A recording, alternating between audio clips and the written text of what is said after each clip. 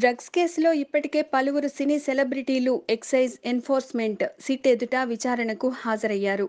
ఈ కేసులో ఈరోజు సిట్ ఎదుట హాజరు కానున్నారు హీరో రవితేజ. ఈ సందర్భంగా రవితేజ తల్లి రాజ్యలక్ష్మి మీడియాతో మాట్లాడారు. తమ కుమారుడు నిప్పులాంటి వాడని అన్నారు. రవికి ఎలాంటి చెడు అలవాట్లు లేవని, ఏవైనా కుట్రలు జరిగితే తప్ప తన కుమారుడు తప్పు చేశాడని ఎవరూ నిరూపించలేరని విశ్వాసం వ్యక్తం చేశారామె.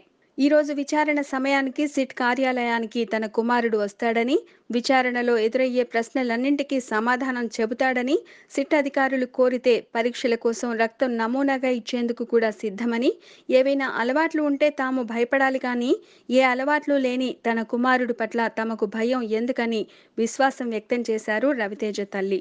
రవితేజ సోదరులు భరత్, రఘు ఇద్దరూ గతంలో డ్రగ్స్ కేసులో ఇరుక్కున్న సంగతి తెలిసిందే. ఈ నేపథ్యంలో రవితేజ ఇప్పుడు సిట్ ముందు హాజరు కావడంతో ఆయన విచారణపై ఇంకా ఆసక్తి నెలకొంది. Please subscribe. Hi, it's me Purna. Please subscribe.